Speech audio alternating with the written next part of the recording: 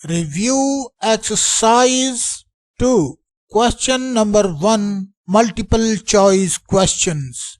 Choose the correct answer. ये multiple choice question हमने करने हैं, तो करेक्ट आंसर हमने चूज करना है। तो इसके लिए जो हमने पढ़ा हुआ है उसी में से है, कोई भी नई चीज नहीं है। जो हमने सारे क्वेश्चन पढ़े हुए हैं वही हैं ये। तो इस वजह से भी इसकी इम्पोर्टेंस बहुत ज़्यादा है कि हर एग्ज़ाम में इस एक्सरसाइज के मैक्सिमम क्वेश्चन सवालात का हिस्सा बनते हैं, क्वेश्चन पेपर का हिस्सा बनते हैं। तो कर लेते हैं। वैसे ये सिंपल ही है। सबसे पहला क्वेश्चन क्या है? 27x raise to power -1 whole raise to power -2/3। तो इसको लिख लेते हैं हम। सबसे पहले इसे सॉल्व कर लेते हैं, उसके बाद हमें पता चलेगा कि कौन सा ऑप्शन सही है। यहाँ पर लिखते हैं क्वेश्चन 1 पार्ट नंबर 1। तो ये जो -x रेज़ टू पावर -1 है, इसको पॉजिटिव करने के लिए हम इसको डिनोमिनेटर में ले गए हैं, तो इसकी जो पावर है वो प्लस हो गई है। उसके बाद ये वाली जो पावर है ये माइनस में है, तो इसको भी हमने पॉजिटिव करना है। इसको पॉजिटिव करने के लिए ये जो न्यूमरेटर में लिखा हुआ है 27, इसको डिनोमिनेटर में ले जाएंगे, और ये जो डिनोमिनेटर में x लिखा हुआ है इसको न्यूमरेटर में ले आएंगे। इनकी जगह को उलट देंगे। तो उलट देते हैं, और जैसे ही हम उल्टेंगे तो ये वाली जो पावर है ये होल की पावर है, तो इसलिए ये प्लस हो जाएगी। तो यहाँ पर हम लिख देंगे x/27, और 27 को हम 3 रेज़ टू पावर 3 लिखेंगे। अब ये पावर जो -2/3 थी ये प्लस की 2/3 हो जाएगी। उसके बाद इसको अप्लाई कर देंगे। इसकी पावर अब 1 है, 1 से आकर ये मल्टीप्लाई होएगी, तो 2/3 ही रहेगा। और ये इसकी रेज़ टू पावर 3 है, तो 3 के साथ ये वाली सारी पावर आके मल्टीप्लाई होगी। तो हम देखते हैं इसका क्या बनता है। ये मल्टीप्लाई हुई तो ये कट गया, 3 से कट गया, तो बाकी जो बचा है वो स्केयर है, वो 3 का स्केयर है, तो 3 का स्केयर तो 9 होता है। हम इसको लिख लेंगे x, जो x के ऊपर रेज़ टू पावर 2/3 है, उसमें ये वाला जो है 3 वो हम इंडेक्स की जगह पर लिखेंगे। इंडेक्स को यहाँ पर लिखते होते हैं। तो ये वाला जो न्यूमरेटर में है, ये वाली जो न्यूमरेटर की पावर है, इसको हम x की पावर लिखेंगे। तो यहाँ पर हम लिख देंगे x स्क्वायर, और इंडेक्स में लिख देंगे क्यूब रूट, और इसको लिख देंगे 3 9 होता है, तो 9। तो यहाँ पर ये पहला ही ऑप्शन दुरुस्त है। तो यहाँ पर हम लिख देंगे A option is a right option. तो इस डैश में भी ए लिख दो या ए की वैल्यू लिख दो, उससे कोई फर्क नहीं पड़ता। 1 नंबर का सवाल है तो ज्यादा इसकी पीछे भागने की जरूरत नहीं है, सिंपल सा ही इसका। अब write 7th root of x in exponential form. तो इसको कैसे हम लिखते होते हैं? जो इंडेक्स में टर्म होती है वो इसकी जो पावर होती है उसके डिनोमिनेटर में आ जाती है। x पावर 1 है तो 1/7 आ जाएगा ये। तो यहाँ पर 1/7 क्या है? ये है 1/7। तो यही हमारा जवाब होगा। तो यहाँ पर हम लिख देंगे सी ऑप्शन इज करेक्ट, और इस डैश में सी की वैल्यू लिख दो या सी ऑप्शन लिख दो, दोनों सूरतों में ठीक जवाब काउंट होगा। उसके बाद part number 3, question 1 part number 3। तो इसमें write 4 raise to power 2/3 with the radical sign. इसको रेडिकल साइन के साथ लिखना है। रेडिकल साइन के साथ लिखने के लिए जो ये वाली पावर होती है, इसमें से जो ये डिनोमिनेटर में है, ये जो डिनोमिनेटर में टर्म होती है, इसको हम इंडेक्स में लिखते होते हैं। ये है इंडेक्स, तो इसको हम यहाँ लिखेंगे। और जो न्यूमरेटर में टर्म होती है, जो न्यूमरेटर में नंबर होता है, उसको हम 4 की पावर लिखते होते हैं। तो यहाँ पर इसकी पावर 2 आ जाएगी। तो यही जवाब इसका ठीक है। तो यहाँ पर हम ए लिख देंगे, और यहाँ पर ये वैल्यू लिख दो या सिर्फ यही लिख दो कि ए ऑप्शन इज राइट। दोनों सूरतों में जवाब दुरुस्त होगा। अब question number 1 part number 4. In 35 cube root of 35 the radicand is, इसमें ये बताना है कि रेडिकैंड कौन सा है। ये वाला जो स्क्वायर रूट या क्यूब रूट के नीचे जो टर्म होती है या कोई नंबर होता है वो रेडिकैंड होता है, और ये जो साइन होता है ये रेडिकल कहलाता है, और ये वाला जो ये यहाँ लिखा होता है ये इंडेक्स कहलाता है। तो यहाँ पर हम इसको कहेंगे कि ये रेडिकैंड है। तो यहाँ पर ये 35 है तो यहाँ पर 35 लिखा हुआ है, तो ये हमारा दुरुस्त ऑप्शन है 35। ये तो सारी पढ़नी चाहिए, पढ़ लो। क्वेश्चन ये लिखा हुआ है इन 35 cube root of 35 the radicand is option A 3, option B 1/3, option C 35, option D none of these। तो 35 जो राइट आंसर है, यहाँ पर हम लिख देंगे 35 इज अ ट्रू आंसर और इस पे टिक लगा देंगे और यहाँ पर सी ऑप्शन का नाम लिख देंगे। तो उसके बाद ये हमारा क्वेश्चन 1 का पार्ट नंबर 4 भी हो गया है। क्वेश्चन 1 का पार्ट नंबर 5 आप करेंगे। क्वेश्चन 1 पार्ट नंबर 5 सिंपल ही है, इंटू 25/16 रेज़्ड टू पावर 1/2। इसको सॉल्व करके देख लेते हैं। 25 को 5 का स्क्वायर लिख सकते हैं, 5 रेज़्ड टू पावर 2 लिख सकते हैं, और 16 को 4 रेज़्ड टू पावर 2 लिख सकते हैं, और होल की पावर 1/2 है तो वो लिख देते हैं। ये जो पावर है इसके ऊपर 1/2 ये इन पावर से आकर मल्टीप्लाई हो जाएगी। इन जो नीचे भी और ऊपर जो ये नंबरों के ऊपर पावर्स हैं इसके साथ आके 1/2 जो होगा वो मल्टीप्लाई हो जाएगा, और डिनोमिनेटर में भी 4 के साथ जो पावर है, 4 के ऊपर जो पावर है उसके साथ आके 1 मल्टीप्लाई हो जाएगा। तो अब ये कट जाएंगे, ये 2 से कट जाएगा और नीचे वाला 2 भी 2 से कट जाएगा, और यहाँ पर 1 पावर ही बच गई है, 5 रेज़्ड टू पावर 1 और 4 रेज़्ड टू पावर 1, जिसको हम सिर्फ 5/4 लिखेंगे और देख लेंगे कि ये कहाँ पर टर्म लिखी हुई है। ये ए ऑप्शन में लिखी हुई है तो ए ऑप्शन हम लिख लेंगे कि ट्रू है, और यहाँ पर डैश में भी ए ऑप्शन लिख देंगे या रकम लिख देंगे, दोनों सूरतों में ठीक है। Question number 1 part number 6, the conjugate of 5 + 4 iota is option A -5 + 4 iota, option B -5 - 4 iota, option C 5 - 4 iota, option D 5 + 4 iota. तो क्या करते होते हैं, किस तरह कॉन्जुगेट के सैकड़ों सवाल किए हैं हमने। ये जो इमेजिनरी पार्ट होता है इसके साइन को तब्दील कर देते हैं, यहाँ पर प्लस है इसको माइनस कर देंगे, जब माइनस करेंगे तो 5 - 4 आयोटा आ जाएगा। तो यहाँ लिखा हुआ है 5 - 4 आयोटा, तो सी ऑप्शन दुरुस्त ऑप्शन है। यहाँ पर हम लिख देंगे सी ऑप्शन और यहाँ पर सी पर टिक लगा देंगे, सी ऑप्शन पे टिक लगाएंगे और यहाँ पर भी सी ऑप्शन लिख देंगे या उसकी वैल्यू लिख देंगे, दोनों सूरतों में जवाब ठीक होगा। Question number 1 part number 7, the value of iota 9 is option A 1, option B -1, option C iota, option D -iota. तो इसको हम शॉर्ट तरीके से करेंगे, जो मैंने सर्कल का रूल बताया हुआ है हम आपको। सर्कल के अंदर इस निशान को, इस जो पावर है 9 उसको डाल के घुमाएंगे तो हमारा जवाब निकल आएगा।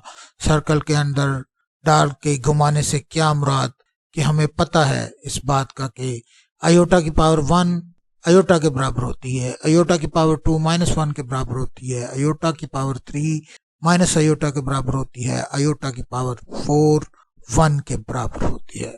तो उसके बाद ये दोबारा रिपीट होना शुरू हो जाती है। आयोटा की 5 आयोटा की पावर 5 होगी तो फिर आयोटा के बराबर होगी, और आयोटा की पावर 6 होगी तो -1 के बराबर होगी, 7 होगी तो माइनस आयोटा के बराबर होगी, 8 होगी तो 1 के बराबर होगी, और आयोटा की पावर जब 9 होगी तो आयोटा के बराबर आएगी। इसका जवाब आयोटा ही आना है, लेकिन एक सिंपल सा तरीका मैं आपको बता देता हूँ कि ये जो 9 पावर लिखी हुई है इसको हम डिवाइड कर देंगे 4 से। 4 से क्यों करेंगे, क्योंकि 4 के बाद ये रिपीट होना शुरू हो जाती हैं पावरें। तो 4 2 8 होता है, तो यहाँ पर 8 आ जाएगा, जो बाकी बचेगा वो 1 होगा, और यहाँ पर आयोटा की पावर 1 कहाँ है, ये है, तो आयोटा इसका जवाब आएगा। तो ये वाला ऑप्शन ठीक है। इस तरह के तरीके से आप 1000 पावर भी हो आयोटा की तो वो भी निकाल सकते हो, इसलिए ये याद रखने की कोशिश किया करो। उसके बाद question number 1 part number 8, every real number is, option A positive integer, option B rational number, option C negative integer, option D a complex number.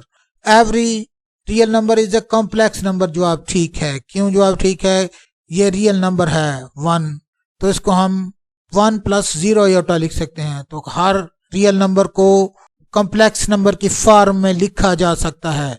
ये रियल नंबर है 2, तो इसको हम लिख सकते हैं 2 + 0 आयोटा, और कोई भी रियल नंबर हो उसको हम +0 आयोटा लिखकर उसको कॉम्प्लेक्स नंबर की फॉर्म में लिख सकते हैं। तो ये डी पार्ट दुरुस्त ऑप्शन है। यहाँ पर हम लिख देंगे D option is right option, और ये खाली जगह में या तो कॉम्प्लेक्स नंबर लिख देंगे या फिर ऑप्शन डी लिख देंगे, दोनों सूरतों में हमारा जवाब ठीक है। और question number 1 part number 9, real part of 2ab into iota plus iota square is option A 2ab, option B -2ab, option C 2ab iota, option D -2ab iota। तो इसको सॉल्व करके हम पता करेंगे कि कौन सा दुरुस्त है। इसको जब मल्टीप्लाई किया जाएगा आयोटा से तो 2ab आयोटा आ जाएगा प्लस 2ab आयोटा स्क्वायर आ जाएगा। उसके बाद फर्दर जब इसको हल किया जाएगा तो 2ab plus 2ab iota square की जगह पर -1 लिख देंगे, 2ab इंटू -1 लिख देंगे। क्यों लिखा है -1, ये इसकी वैल्यू होती है, इसके बराबर होता है आयोटा स्क्वायर, इसलिए -1 लिख। उसके बाद यहाँ पर -2ab प्लस 2ab आयोटा लिख देंगे, क्योंकि ये आयोटा की फॉर्म है, a प्लस b आयोटा की form, a plus b iota जो होता है वो कॉम्प्लेक्स नंबर की फॉर्म होती है। तो इस फॉर्म में हमने लिखने के लिए इसको पहले लिख दिया है और इसको बाद में लिखा है। कॉम्प्लेक्स नंबर है और ये इसका रियल पार्ट है और ये इसका इमेजिनरी पार्ट है। तो इसका रियल पार्ट -2ab है, तो यहाँ पर है -2ab, तो हम टिक कर देंगे option number B. Option number B ये है, ये यहाँ पर है -2ab, तो ऑप्शन बी राइट ऑप्शन है और डैश में बी ऑप्शन बी लिख देंगे। उसके बाद question number 1 part number 10, imaginary part of -iota into 3 iota plus 2। इसको भी सॉल्व करके हल करेंगे हम। आयोटा को मल्टीप्लाई करेंगे, माइनस आयोटा जब 3 से मल्टीप्लाई होगा तो -3 आयोटा स्क्वायर आ जाएगा। यहाँ पर हम लिख लेंगे -3 आयोटा स्क्वायर, और जब माइनस आयोटा 2 से मल्टीप्लाई होगा तो -2 आयोटा आ जाएगा। यहाँ पर हम लिख देंगे 2 आयोटा, और उसके बाद ये जो आयोटा स्क्वायर है इसकी जगह पर आयोटा स्क्वायर की वैल्यू लिख देंगे। जब उसकी वैल्यू -1 होती है, जब -1 इस वाले -1 से मल्टीप्लाई होगा तो +3 आ जाएगा। उसके बाद यहाँ पर हम +3 लिख देंगे और यहाँ पर लिख देंगे -2 आयोटा, और इसमें ये जो आयोटा के कोएफिशिएंट है यही इमेजिनरी पार्ट है, तो वो -2 है, तो यहाँ पर -2 है। ये वाला राइट ऑप्शन है, इधर भी हम ऑप्शन ए लिख देंगे। उसके बाद question number 1 part number 11, which of the following set have the closure property with respect to addition।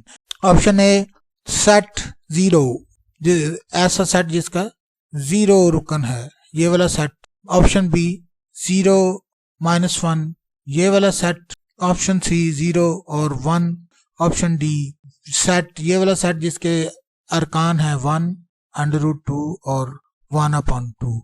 इसमें से कौन सा सेट जो है वो closure property with respect to addition follow करता है। Which of the following set have the closure property with respect to addition। ये सेट दिए गए हैं, तो इन सेट में ये बताना है कि कौन सा सेट क्लोजर प्रॉपर्टी होल्ड करता है। तो इसके लिए closure property of whole number की कैसे हम फाइंड करेंगे। फर्ज किया कोई नंबर हमारे पास ये होल नंबर है जिसके अरकान हमारे पास हैं 0 1 2 3 4 5 और जहां तक गिनती खत्म होती है वहां तक के ये नंबर है, सारे होल नंबर हैं। इसके कोई से हम 2 अरकान ले लेंगे। फर्ज किया मैं ये 1 और 2 ले लेता हूं और इसको आपस में प्लस कर देता 1 + 2, और जो इसका सम आया है वो अगर इस होल नंबर का ही पार्ट होगा, होल नंबर का ही मेंबर होगा, होल नंबर का ही रुकन होगा, तब ये सेट क्लोजर प्रॉपर्टी होल्ड करेगा। अगर ये जो सम आया है ये इसी सेट के अंदर का ही रुकन होगा तो तब ये होल्ड करेगा closure property with respect to addition. ये क्लोज अंडर एडिशन होगा। तो यहाँ पर हम लिख देंगे ये, क्योंकि इसी का ही रुकन है, W का ही रुकन है, तो यहाँ पर हम लिख लेंगे 3 बिलोंग्स टू W, तो इसलिए ये होल्ड करता है। यहाँ पर भी यही रूल लागू होगा। ये वाला सेट है, इसका हम यही रुकन ले लेते हैं, फर्ज किया 0, और 0 को 0 में प्लस करते हैं तो जो जवाब जो सम आया है वो बिलोंग करता है इस सेट से कि नहीं। ये जो 0 आया है इस सेट का ये रुकन है, तो इसलिए ये इस प्रॉपर्टी को होल्ड करता है, ये क्लोजर प्रॉपर्टी होल्ड करता है। ये ऑप्शन ही हमारा जवाब होगा। तो बी में भी हम चेक कर लेते हैं। बी में चेक करने के लिए यहाँ पर -1 है, तो -1 को -1 में ही प्लस कर लेते हैं, तो जवाब क्या आ गया है -2, जो कि इस सेट का रुकन नहीं है। तो इसको हम लिख देंगे कि ये मेंबर नहीं है इस सेट का। 0 1 जो जिसके अरकान हैं, 0 और -1 जिसके अरकान हैं, इस सेट का ये -2 रुकन नहीं है। लेकिन ये तो नहीं है, लेकिन इसको अगर इसमें प्लस किया जाए, 0 को प्लस किया जाए तो फिर तो जवाब -1 आता है। तो उस सूरत में आप क्या करो, उस सूरत में क्या कहना है, अगर कोई भी इस में से कोई भी नंबर हम लें और उसको प्लस करें और वो इसका रुकन ना आए तो जो ये प्रॉपर्टी क्लोजर प्रॉपर्टी है वो होल्ड नहीं करेगी। ऐसा नहीं हो सकता कि दो वैल्यूज के लिए अगर ये होल्ड कर जाए और तीसरी के लिए ये इसका रुकन ना आए तो तब भी ये होल्ड नहीं करेगी। फर्ज किया ये 0 है और -1 है, तो यहाँ पर हम 0 और -1 को प्लस करेंगे तो जो जवाब होगा वो -1 आ जाएगा। उसके लिए तो इसी सेट में वो -1 तो इसी सेट का रुकन है, वो ठीक है, एक आ गया है, लेकिन हर एक मेंबर आना चाहिए, हर एक मेंबर आना चाहिए। जैसे ये होल नंबर में था, कोई भी हम पकड़ लें, कोई भी नंबर पकड़ लें तो जो जवाब आएगा वो होल नंबर में से ही होगा, तो तब हम कहेंगे। तो इसी तरह सारे नंबर आने चाहिए, एक नंबर के आने से गुजारा नहीं होगा। सी का भी हम मिसाल देकर देखते हैं।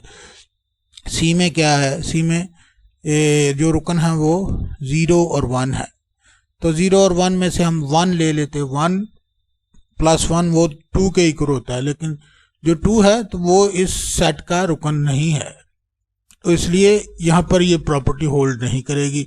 लेकिन ये 0 और 1 को अगर प्लस कर रहे हैं तो जवाब आ जाएगा 1, वो तो इसका रुकन है।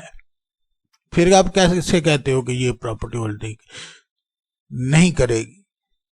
उसका ठीक है, लेकिन अगर कोई भी जहां पर भी ये 0 आ जाएगा, जहां पर भी इसका रुकन नहीं आएगा, चाहे एक ही मेंबर क्यों ना हो, तब भी ये क्लोजर प्रॉपर्टी होल्ड नहीं करेगी। मतलब 0 को करने से, 0 को 1 में प्लस करने से 1 आ जाता है, लेकिन अगले ही लम्हे जब हम 1 को 1 में प्लस करते हैं तो इसका रुकन नहीं आता। इस सूरत में ये क्लोजर प्रॉपर्टी होल्ड नहीं करेगी। तो डी की भी मिसाल इसी तरह है। डी में से भी हम एक पकड़ते हैं, ये पहले वाला पकड़ लेते हैं। 1 + 1 को प्लस किया तो जो जवाब आया वो 2 आ गया, तो 2 इसका रुकन नहीं है, इस सेट का रुकन नहीं है। तो यहाँ पर हम लिखते वो क्लोजर प्रॉपर्टी को होल्ड नहीं करता, तो इसलिए इसमें से सिर्फ एक ही सेट क्लोजर प्रॉपर्टी को होल्ड कर रहा है, एक ही सेट क्लोजर प्रॉपर्टी को होल्ड कर रहा है, वो ए ऑप्शन का सेट है। तो यहाँ पर हम लिख देंगे A option is right option. उसके बाद क्वेश्चन नंबर 1 पार्ट नंबर 12 हल करेंगे। Question number 1 part number 12, name the property of real number used in, ये एक नंबर है -√5/2 और वो मल्टीप्लाई हो रहा है 1 से, और दोबारा फिर जो जवाब आ रहा है वो नंबर खुद ही है। तो इस तरह की प्रॉपर्टी को क्या कहते हैं? Option A additive identity, option B additive inverse, option C multiplicative identity, या ऑप्शन डी मल्टीप्लिकेटिव इनवर्स। तो इस तरह की प्रॉपर्टी को मल्टीप्लिकेटिव आइडेंटिटी कहते हैं। जब भी नंबर को 1 से मल्टीप्लाई किया जाए और वो नंबर खुद ही जवाब आ जाए, तो इस तरह की प्रॉपर्टी को मल्टीप्लिकेटिव आइडेंटिटी कहते हैं। तो हमारे पास सी ऑप्शन सही है, तो यहाँ पर हम ऑप्शन सी पर टिक कर देंगे। C is the right option. Question number 1 part number 8। तो इसमें क्या है?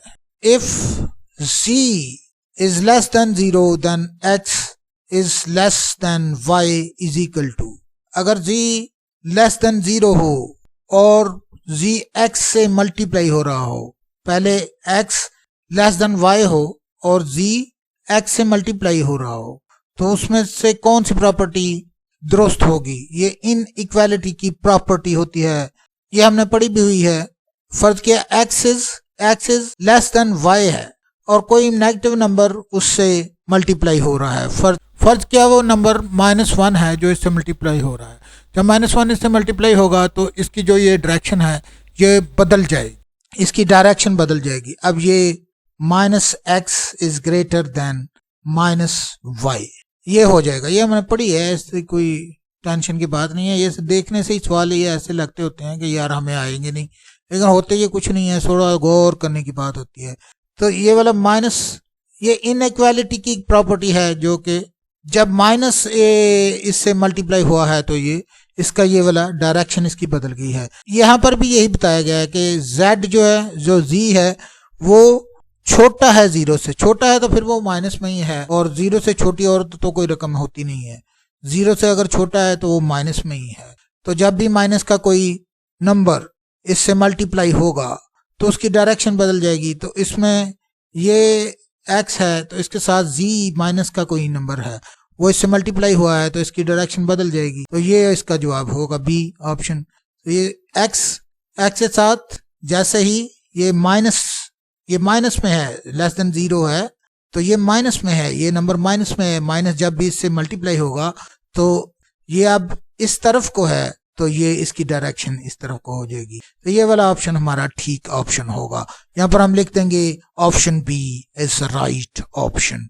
बी पे टिक लगा देंगे और जो डैश लिखी हुई है उसमें भी हम ऑप्शन बी लिख देंगे या उसकी वैल्यू सवाल की लिख देंगे, दोनों सूरतों में ठीक होगा।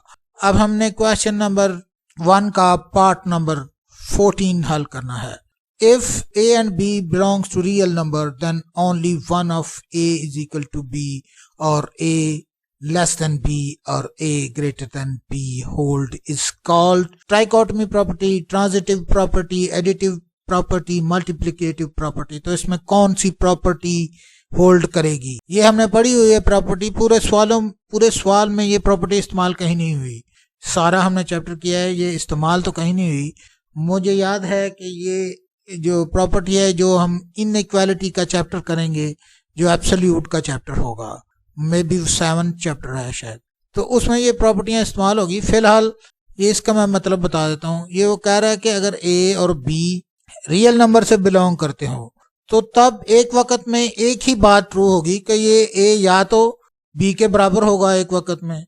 अगर b के बराबर नहीं है तो फिर दूसरी कंडीशन ये फिर a b से छोटा होगा, नहीं तो तीसरी कंडीशन होल्ड करेगी a b से बड़ा होगा। इन तीनों में से एक वक्त में एक ही प्रॉपर्टी होल्ड करेगी, तीनों ही होल्ड नहीं कर सकती, ये इसका मतलब है। तो ये प्रॉपर्टी ट्राइकोटमी प्रॉपर्टी है, तो इसका ए ऑप्शन दुरुस्त ऑप्शन है। यहाँ पर हम लिख देंगे option A is right option और इसको टिक भी कर देंगे।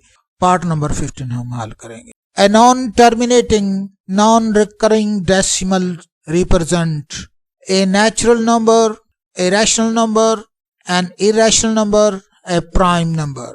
जो नॉन टर्मिनेटिव और नॉन रेकरिंग डेसिमल फ्रैक्शन होती है, एक नेचुरल नंबर होता है या रैशनल नंबर होता है या इरेशनल नंबर होता है या प्राइम नंबर, ये हमने बताना है।